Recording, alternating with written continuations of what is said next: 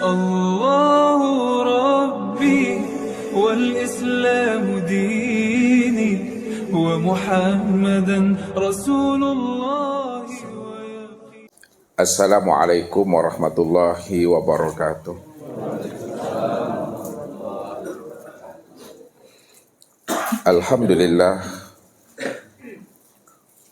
Alhamdulillahilladzi nawwir qulubana binuri ma'rifati wal yakin wa adkhilna ma'al awliya'i wassalihin. Wassalatu wassalamu ala sayyidina Muhammadin nabi sayyidil mursalin wa ala alihi wa sahbihi rasulillahi ajma'in.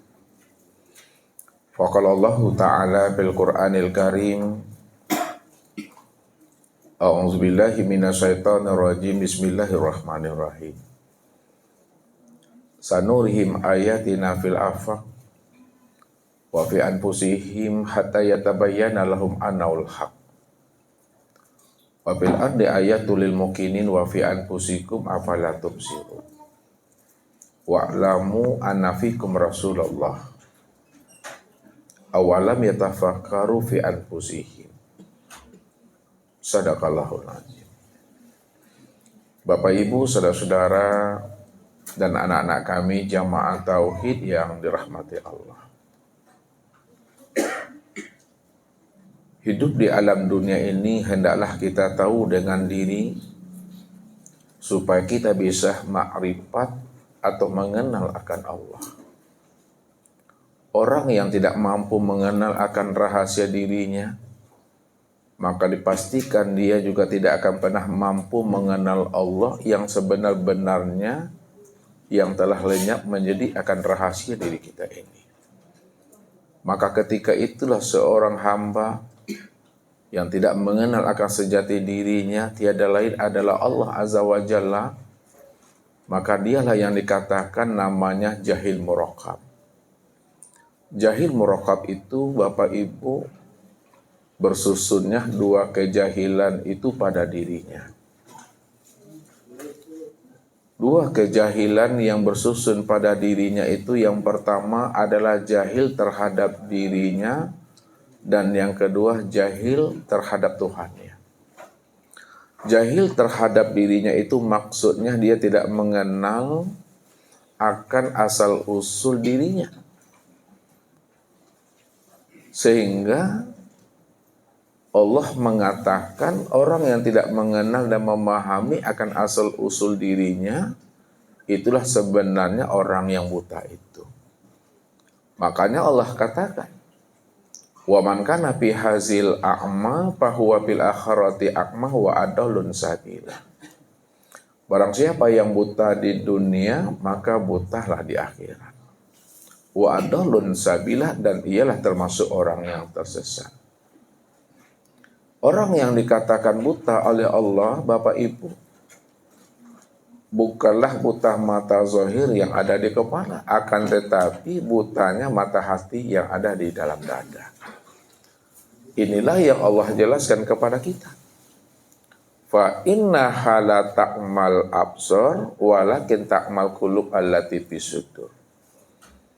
Sesungguhnya yang aku katakan buta itu, kata Allah, bukanlah buta mata zahirmu yang ada di kepalamu, akan tetapi butanya mata hatimu yang ada di dalam dada. Orang yang buta mata hati di dalam dadanya, itulah yang dikatakan Allah orang yang tersesat dan tempatnya di neraka. Kalau kita tilik lagi ke dalam, Bapak Ibu, jikalau Allah mengatakan orang yang buta mata hatinya adalah orang yang tersesat dan tempatnya di neraka, buta mata hati itu maksudnya buta yang bagaimana, Bapak Ibu? Butanya mata hati yang sebenarnya itu yang dikatakan Allah, siapa yang tak mengenal aku di waktu hidupnya, maka di waktu matinya pun dia juga tidak pernah mengenal aku. Siapa yang tidak mengenal aku waktu di dunianya, maka di akhiratnya pun juga dia tidak mengenal aku. Siapa yang tidak mengenal aku pada dirinya, maka dia juga tidak akan pernah mengenal aku yang wujud di luar dirinya.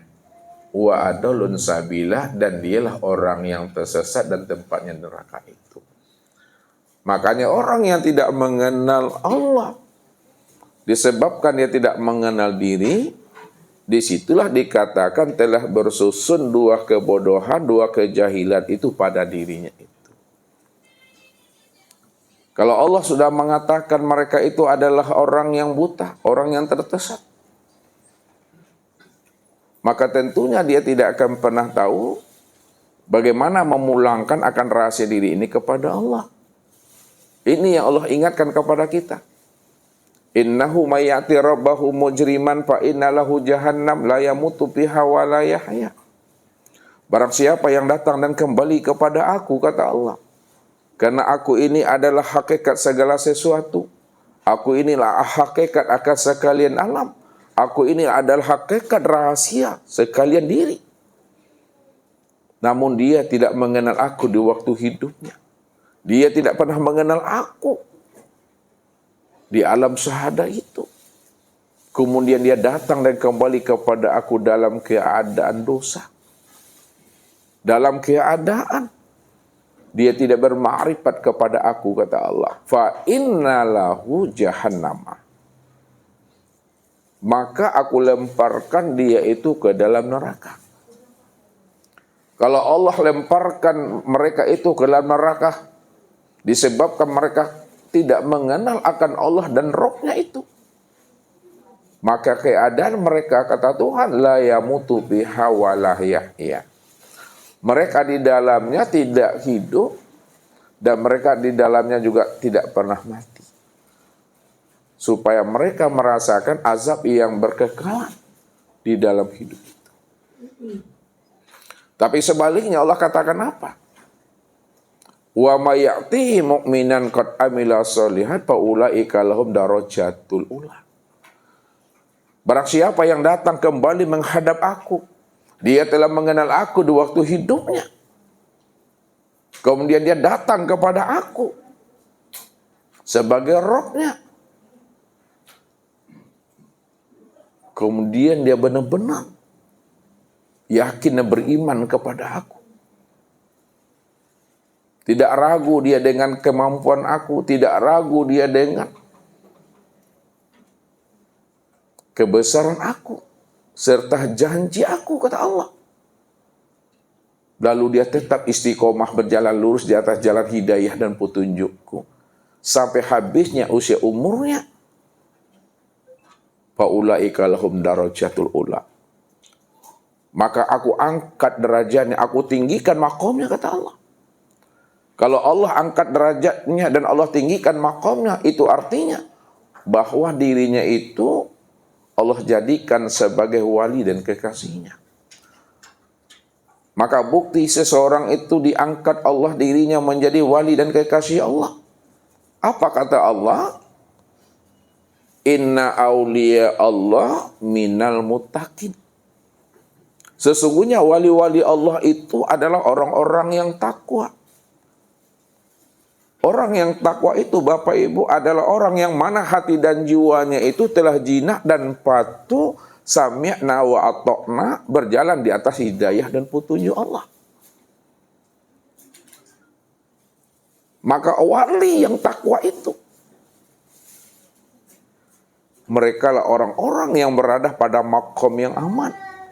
Makanya dikatakan Allah, innal muttaqina fi maqamin amin.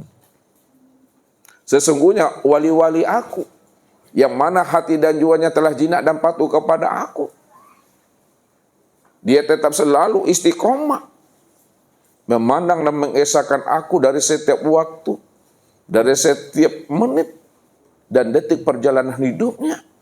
Dia mampu memandang aku dalam bentuk rupa yang berbeda wujud yang lain. Karena akulah yang wujud pada segala yang ada dan segala yang ada. Itulah bentuk nyatanya akan kezuhiran diriku. Akan tetapi kesempurnaan nyatanya akan kezuhiran diriku itu nyata pada insan, pada dirimu, kata Allah. maka mereka lah orang-orang yang selamat itu.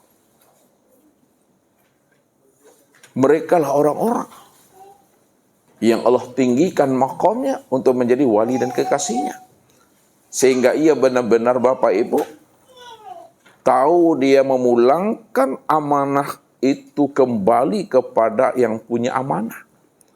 Yang mana ketika itu Allah titipkan amanah itu kepada langit dan bumi. Serta Allah titipkan amanah itu kepada gunung. Namun langit dan bumi serta gunung-gunung itu Bapak Ibu enggan, menolak, tidak sanggup menerima amanah yang Allah titipkan kepada mereka. Akan tetapi amanah itu dititipkan Allah kepada manusia. Manusialah yang sanggup memegang amanah. Pada saat amanah itu ditolak oleh langit dan bumi serta gunung-gunung. Tapi apa kata Allah?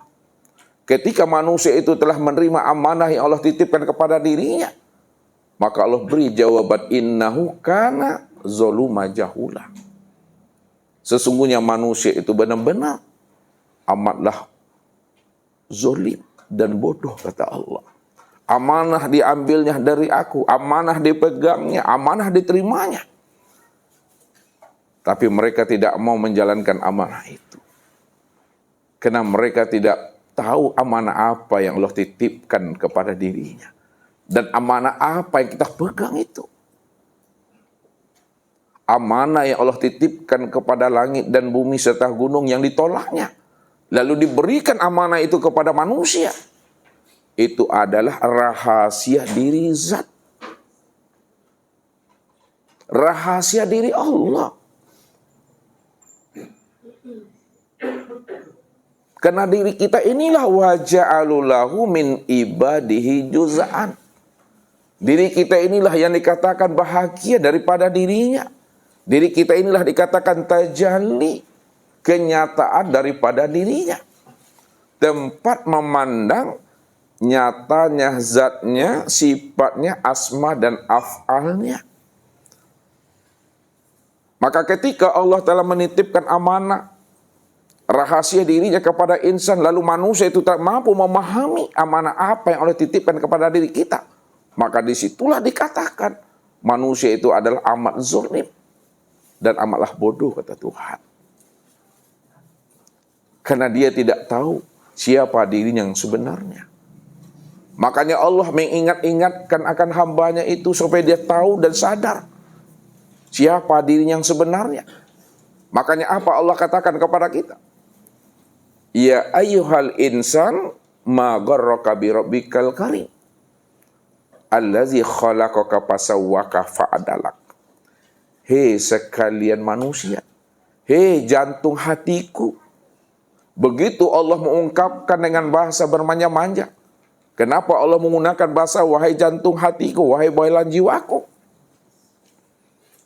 Karena kita ini adalah bahagian daripada dirinya. Ma gharraka bi rabbikal karim. Kenapa kamu belum kenal juga dengan diriku? Kenapa kamu belum kenal juga siapa aku yang sebenarnya? Yang sudah menjadi rahasia dirimu, kata Allah. Padahal kata Allah, allazi khalaqaka fasawwaka fa'adalak fi ayyi surati masyaraqabak.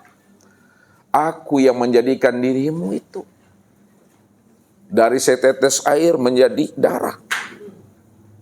Dari darah menjadi segumpal daging. Lalu segumpal daging itu kami bentuk menjadi tulang belulang. Lalu tulang belulang itu kami bungkus lagi dengan daging. Lalu kami sempurnakan kejadian dirimu. Kami tiupkan ruh ke dalam dirimu itu, kata Allah. Tapi kenapa kamu tidak kenal juga siapa aku sebenarnya? Yang sudah wujud menjadi rahasia dirimu, kata Allah. Makanya orang yang tidak mengenal akan rahasia dirinya, maka itu yang dikatakan Allah adalah orang yang buta itu, orang yang tersesat itu. Sehingga dia di dalam hidupnya, di mata Allah adalah sebagai udu Allah, sebagai musuhnya Allah. Karena sepanjang hidupnya dia telah merampok haknya Allah itu, Bapak Ibu. Mana hak Allah yang dirampoknya? Itulah ketika dia merasa dirinya yang wujud dan merasa diri yang bersifat. Ketika dia merasa dirinya yang wujud dan yang bersifat itu, tanpa disadarinya bahwa dia telah merampok hak Allah di situ. Itulah yang katakan namanya udwallah itu. Sehingga dia benar-benar hidupnya senantiasa menyanding-nyandingkan dirinya dengan Tuhan. Allah wujud, lalu dia merasa pula dirinya itu bersifat wujud. Allah sama, dia juga merasa dirinya itu bersifat sama. Allah basar, dia merasa pula dirinya itu bersifat basar. Allah itu kalam dan ilmu, dia merasa pula dirinya itu kalam dan ilmu. Allah kuda iradat, dia merasa pula dirinya itu kuda iradat. Allah hayat, dia merasa pula dirinya hayat yang bersifat hidup. Itulah orang yang udwallah itu. Sehingga Allah katakan, innamal musyrikuna najasud. Orang yang menyandingkan dirinya dengan aku, kata Allah, maka dirinya itu adalah najis. Najisnya dirinya itu, Bapak Ibu, itu disebabkan karena dia menyanding-nyandingkan dirinya dengan Tuhan.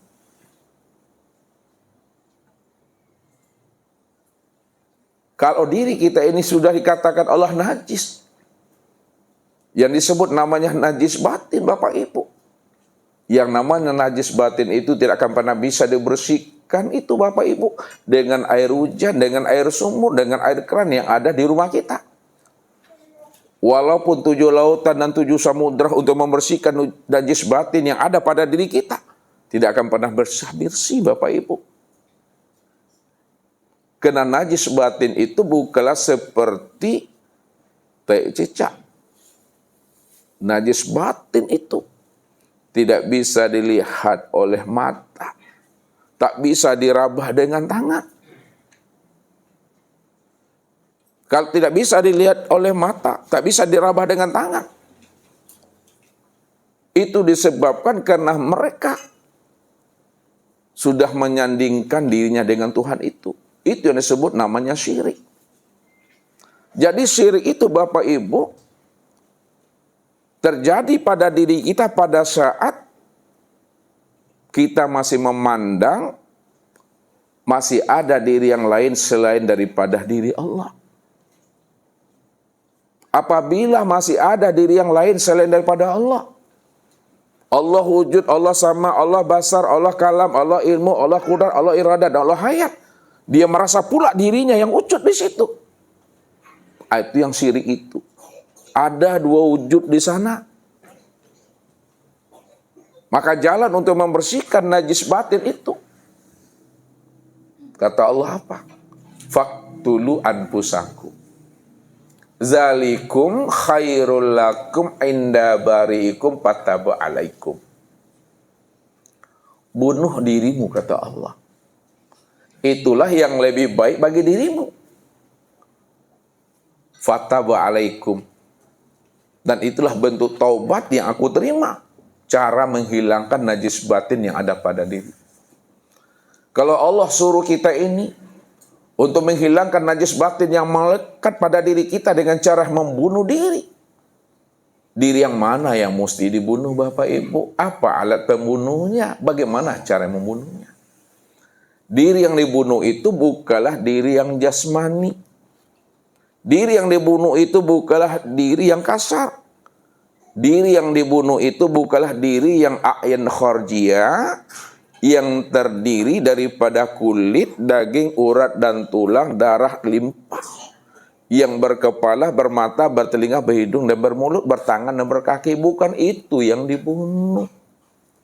Kalau itu yang dibunuh, Bapak Ibu, baka pedang, inge uda, inge bini, yatim piatu anak meko. Ya. Tapi yang dibunuh itu adalah keakuan diri yang merasa diri itu wujud dan bersifat itu. Ini yang dikatakan oleh baginda Rasul Nabi Muhammad sallallahu alaihi wasallam. Mutu anfusakum qabla an tamutu. Matikanlah dirimu sebelum dirimu mati. Matikan dirimu sebelum ajalmu sampai. Matikan dirimu sebelum habisnya usia umurmu. Matikan dirimu sebelum malaikat Israel itu datang menghampiri dirimu. Matikan dirimu di dalam hidup. Itu semuanya adalah bahasa kias tuh Bapak Ibu. Apa makna yang sebenarnya? Matikan diri sebelum ajal, matikan diri sebelum habisnya usia umur, matikan diri di dalam hidup. Itu maksudnya matikan rasa keakuan dirimu yang merasa dirimu itu wujud, yang merasa dirimu itu yang memandang, mendengar, berkata, mengetahui, berkuasa, berkehendak dan hidup, itu yang mesti dimatikan.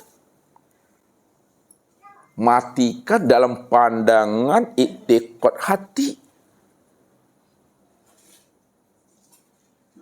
Dengan cara bagaimana?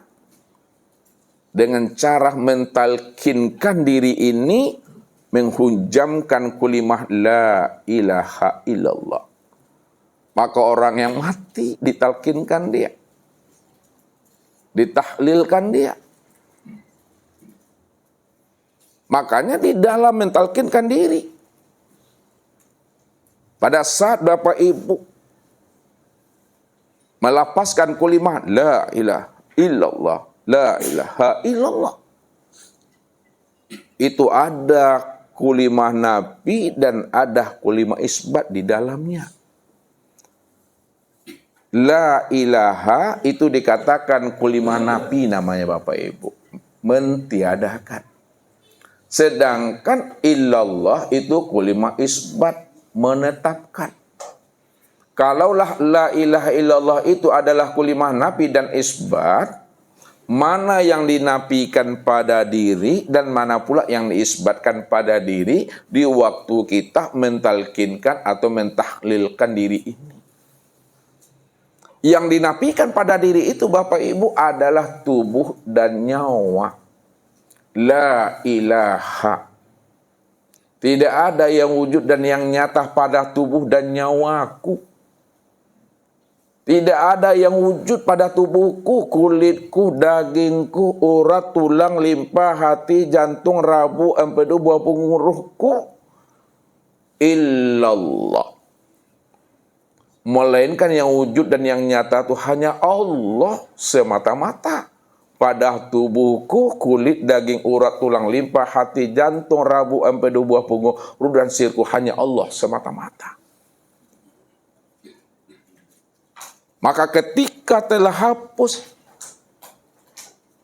ketika telah lebur, ketika telah mati, ketika telah lenyap dan sirna, akan keakuan diri kita ini, yang merasa diri kita itu ada. Ketika itulah kita mampu mengenal dan memahami bahwa yang sebenar-benar ada, wujud secara mutlak itu hanyalah Allah. Kalau Allah yang wujud secara mutlak Bapak Ibu,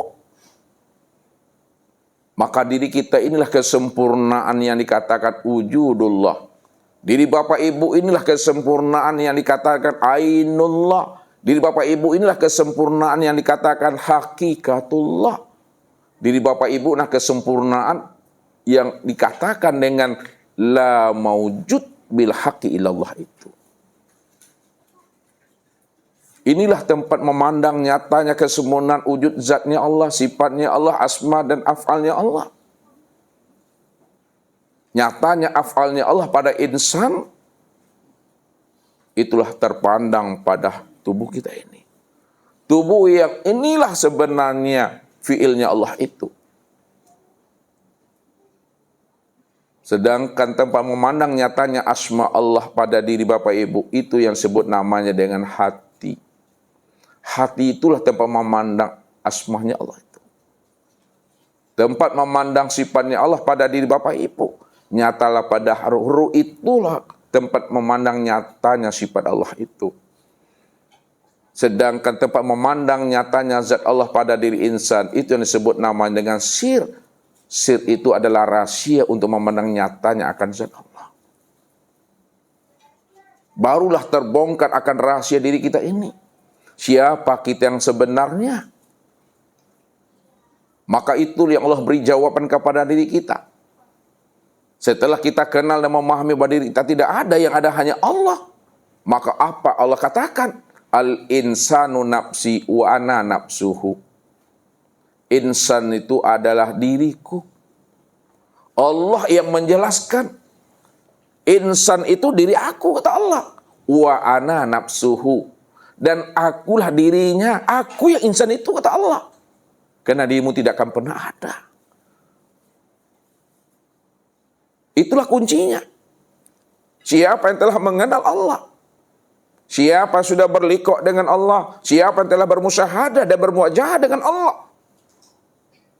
Maka ketika itu mesti mati salah satunya.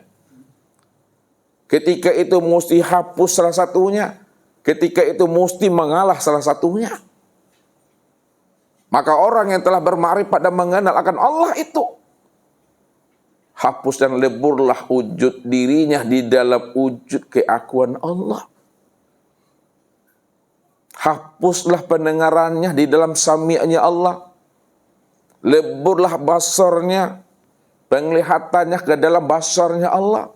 Hapuslah perkataannya di dalam kalamnya Allah. Hapuslah ilmunya di dalam ilmunya Allah. Hapuslah kuasa dan kehendaknya di dalam kudrat dan iradat Allah. Hapuslah hidupnya itu dalam hayatnya Allah. Kalau sudah lebur wujud dan sifat kita ke wujud dan sifatnya Allah, maka nyatalah wujud dan sifat Allah itu berdiri dengan sendirinya.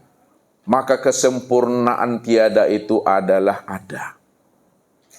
Kesempurnaan buta itu melihat, Bapak Ibu. Kesempurnaan tuli itu mendengar. Kesempurnaan bisu berkata, kesempurnaan bodoh itu mengetahui. Kesempurnaan pahpah dan lemah itu adalah kuasa dan kehendak, kudrat dan iradat. Dan kesempurnaan mati itu adalah hidup, Bapak Ibu. Kalaulah dikatakan kesempurnaan tiada itu adalah ada, kesempurnaan mati itu hidup. Yang menjadi pertanyaannya, siapa yang sebenar ada dan siapa yang sebenar hidup? Yang sebenar ada dan sebenar hidup itu aku, kata Allah. Karena aku cuma yang berdiri dengan sendirinya.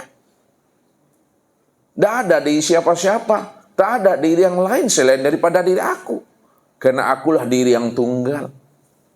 Akulah diri yang ahad. Akulah diri yang esa. Diri yang satu-satunya, tidak ada diri yang lain selain aku, kata Allah. Maka ini yang Allah katakan kepada kita. Innal abdi iza ahbabtuhu qataltuhu fa iza qataltuhu wa ana diyatahu. Sesungguhnya hambaku iza ahbabtuhu, apabila dirinya telah aku cintai, qataltuhu, maka aku bunuh dirinya. Aku hapuskan wujud dirinya. Aku hapuskan sifat dirinya, kata Allah. Kalau aku telah menghapuskan wujud dan sifat dirinya, kata Allah, wa ana dia tahu, maka akulah pengganti daripada dirinya yang telah aku bunuh itu, kata Allah. Aku yang melihat pada matanya pada saat dia memandang, akulah yang mendengar pada saat telinganya itu menyimak. Aku yang menjadi tangannya, aku yang menjadi kakinya, kata Allah. Disitulah letaknya. Akan nyatanya wujud kegaiban Allah itu secara sempurna pada insan ini. Maka itulah wajibnya kita itu mengenal diri. Supaya kita paham dan mengerti bahwa yang ada sebenar-benar ada itu hanyalah Allah. Rupanya diri kita ini di hadapan Allah itu yang dikatakan la haula wala quwata illa billah. Kalau diri kita ini adalah tidak memiliki kudrat dan iradat. Berarti diri kita ini tempat memandang nyatanya kudrat dan iradat itu. Sedangkan kudrat dan iradat yang wujud dan hayat itu adalah aku, kata Allah. Maka setiap amal yang kita lakukan setelah kita mengenal akan rahasia diri dan mengenal akan Allah, itulah yang dikatakan namanya dengan amalan daimun, amalan ma'rifat, amalan yang sampai. Amalan yang tidak ada lagi pembatas dan penghalang di sana. Apa sebabnya amalan yang sampai, amalan yang tidak ada pembatas dan penghalang? Kenapa? Al-abid wal ma'bud wahid. Yang menyembah dengan yang disembah itu satu. Yang mengingat dengan yang diingat itu satu. Kalau sudah satu pandangan hati kita memandang Allah yang wujud semata-mata, maka disitulah dikatakan oleh Nabi, man arafallahu kala lisanahu. Siapa yang telah mengenal Allah, Allah yang ahad, Allah yang tunggal, Allah yang esa, yang tiada berbilang. Dia yang awal, akhir, zahir dan batin. Dialah segala-galanya, segala-gala itulah nyatanya akan dirinya. Kala lisanahu. Ketika itu keluhlah lidah Bapak Ibu, kata yang tiada terkatakan. Kenapa diri kita itu keluh kata yang tiada terkatakan? Karena yang memandang dengan yang dipandang, yang mengingat dengan diingat, yang mengenal dengan yang dikenal itu hanya Dia semata-mata. Allahu Rabbi wal Islamu dini wa Muhammadan Rasulullah.